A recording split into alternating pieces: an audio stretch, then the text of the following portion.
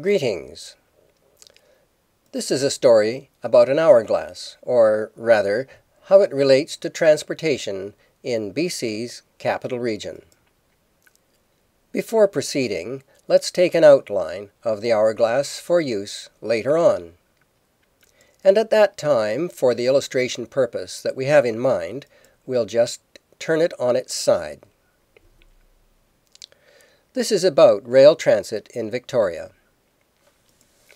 In his column of January 26, 2006, Jack Knox wrote, "Welcome to my commuter nightmare.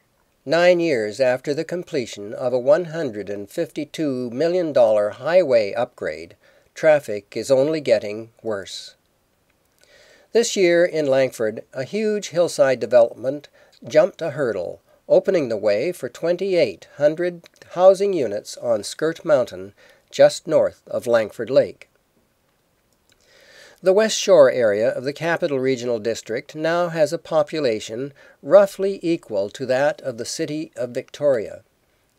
Even so, representation on regional committees seems not to reflect that change. Being added are Bear Mountain, South Skirt, West Hills, Colwood Corner, and Royal Bay. Together, these are scheduled to add an additional 46,000 residents to the West Shore. The two major developments are Bear Mountain and West Hills.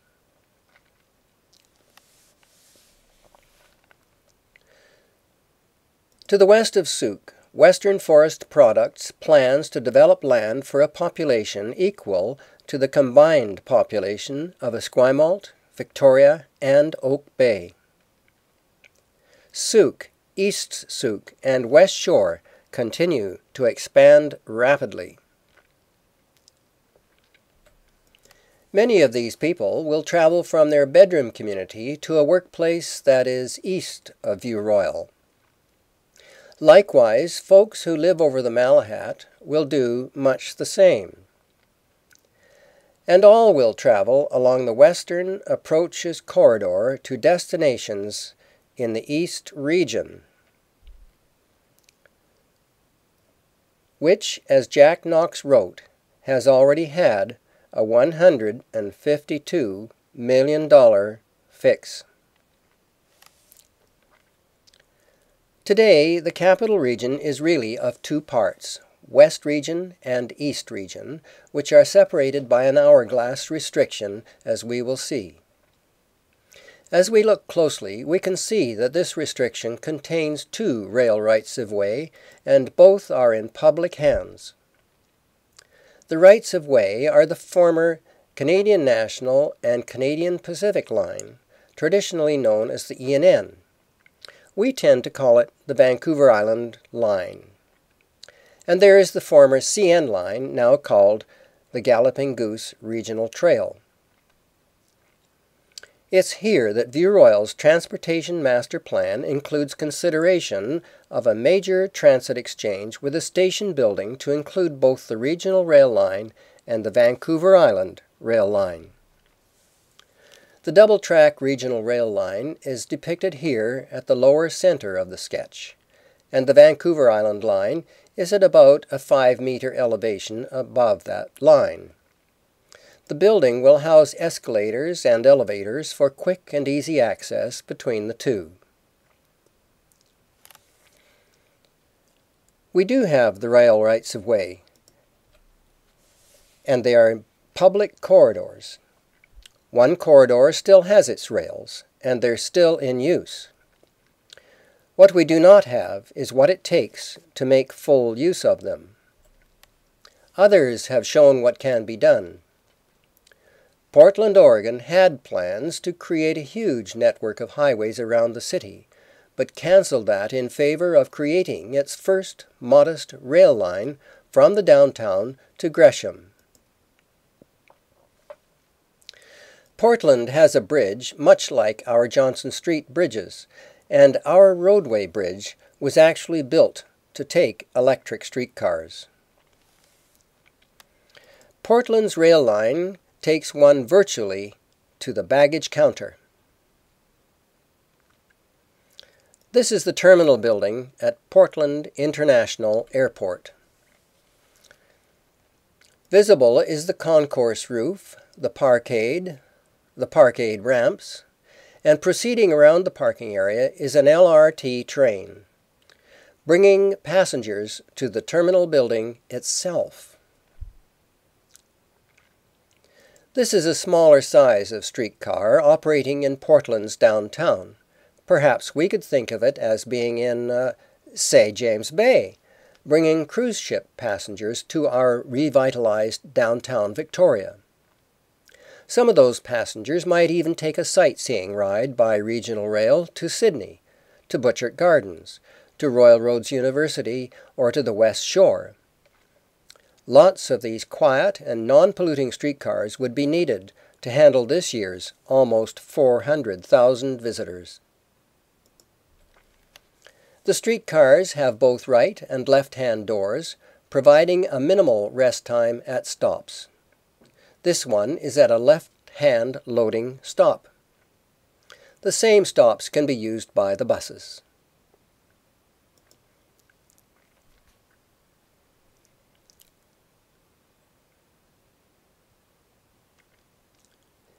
Yes, I am being quiet. This speaks for itself. The buildings at this college were designed to allow for a streetcar system. It came, the work began, and now we see it finished. How about this for Town and Country, or what we call Uptown Centre? It was by Victoria's streetcar system that the city's villages were brought into being. The city was the third in Canada to install a streetcar system. These were the days when roads were of mud and cartage was by horse and cart. A streetcar was certainly a very smooth ride in comparison. This streetcar is at the corner of Government and Fort, and the banner reads Fort Street and Willows Beach. The city's early focal points are seen here: Esquimalt, Head Street, Gorge, Burnside, Cloverdale, James Bay, Cook Street, Gonzales, Fernwood, Hillside, Mount Tolmie, Uplands, and Oak Bay. This was taken, I'd say, around the middle 1930s. Interurban Road lies on the bed of BC Electric's Interurban Railway. The Saanich Peninsula once had 3 railways terminating at Deep Bay, Patricia Bay, and Sydney. In the 1920s, one of those lines, the Electric Interurban Line, served the Butchart Gardens. Perhaps 100 years later, tourists may once again reach that place by rail and have tea. As an aside, in the earliest days of the Butchart Gardens, tea was served in proper Jenny Butchart style and in china cups. It was free of charge and was often served by Jenny herself. The 3 lines of the peninsula, then, were Canadian National Railway, the Victoria and Sydney Railway, often known as the Cordwood Limited, and the British Columbia Electric Railway. By this illustration, we can see that Victoria could easily have rail to its airport. Even with our history of rail and the availability of rights of way, rail today is cast aside in favor of ever more highway expansion, such as, for example, the Mackenzie, Admirals, Trans-Canada intersection. This is a satellite view of that intersection with Tillicum Mall in the foreground. A closer look allows us to label the Trans-Canada Highway and Admirals Road and Mackenzie. The green line helps us to see where the former CN line lies, now known as the Galloping Goose Trail. Zooming in on that view, the image becomes rather fuzzy, but now we can see more clearly where that line lies.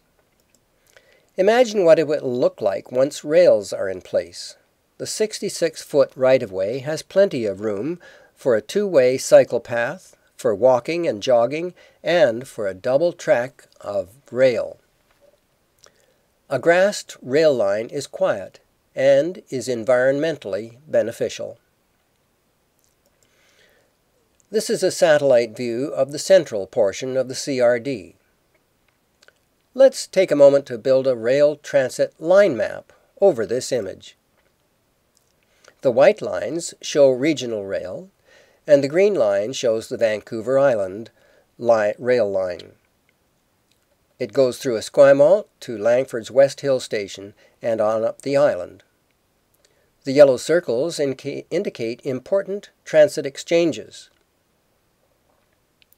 These two rail lines bring us to focus once again on the hourglass restriction at the 6-mile area.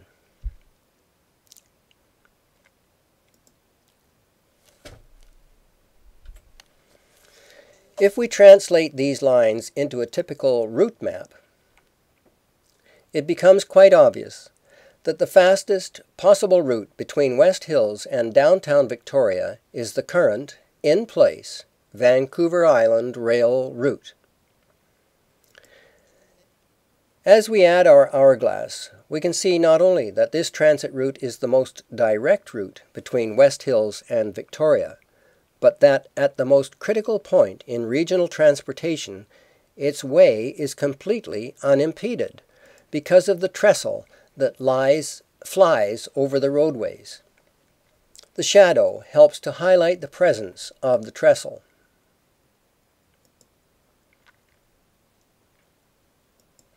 The safest, fastest, lowest cost construction to answer our congestion question, virtually shovel-ready, is a start-up commuter service on the E&N rail line from West Hills to Douglas Street in Victoria. As well, a full-schedule rail service to the north of the region will provide safe, over-the-Malahat transportation. A rail schedule is virtually guaranteed no matter what the weather. Enjoy the scenery.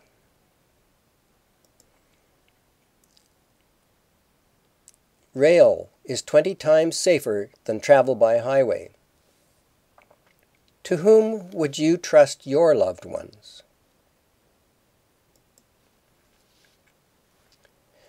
Rail is the most efficient form of land transportation.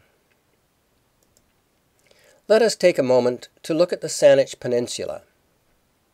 How much land is to be sacrificed if we continue to simply grow the roadways, and to expand that with numerous interchanges? This image shows a 6-lane highway. The huge berms on either side help to keep highway noise pollution from the neighboring residential areas. Official plans for the Patricia Bay Highway call for an eventual 6 lanes just like this, plus a number of land-consuming interchanges. Note how much land comparatively is required for a double track of rail, which can handle far more travelers than a 6-lane highway. Rail is a planner's best and most effective tool. A transit route like this, set in concrete, is not changed overnight. A sense of permanence is created. Condo buyers prefer a location close to a transit line.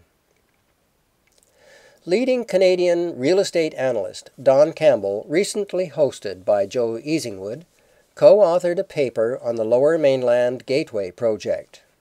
The summary of that paper reflected on the value of real estate which is located adjacent to a transportation corridor. Mr. Campbell pointed to the increased value of properties adjacent to access to a major artery. People are willing to pay a premium to live within 800 feet of a transit station. The value of commercial property is affected similarly.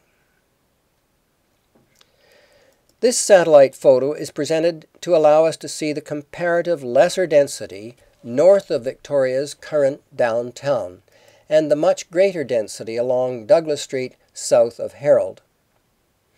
The whole of this area will be deservingly well termed as downtown when it is served by a curbside running free ride streetcar. No one place will be more than a few steps away from another. Setting out where a rail line will lie permits a municipality to bank on future tax revenues from adjacent land improvements. These revenues can be the basis of a loan to finance that particular line. For example, Portland invested less than $60 million in its downtown streetcar line and realized land improvement values of more than $3.5 billion. The paper on the Lower Mainland Gateway project concluded with this comment. Areas around the Gateway project will deliver a 10 to 20% increase in real estate values over and above similar areas in the rest of the Lower Mainland and Fraser Valley. If the market goes up everywhere, these areas will rise by about 10 to 20% more. If real estate values drop, they will drop by 10 to 20% less. Increasingly, as population grows and land values rise, the only choice that many have in purchasing a property is to locate in a condo or apartment and rely less on a private vehicle. This brings them to seeking a location close to public transportation, such as we expect to see in projects such as a rebuilt Bay Building.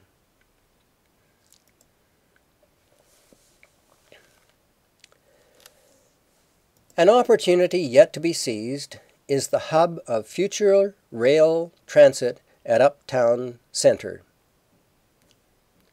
This redevelopment has a large residential component combined with major commercial space. It will eventually be the region's largest rail transit exchange. Why wait? This project should be constructed ready for rail. Two visions of what can be. We wish to assure you that the following two pictures are authentic. Having just stepped off the downtown streetcar, Dad and the children are meeting Mom as she arrives by Vancouver Island Rail. And the Vancouver Island rail car is just arriving at Centennial Station, bringing Mom safely home from an up-island visit. We're choosing our future. Let us choose wisely. Let family and friends know of this presentation. Speak with or write to your elected representatives. They may not know how important this is to you. Thank you.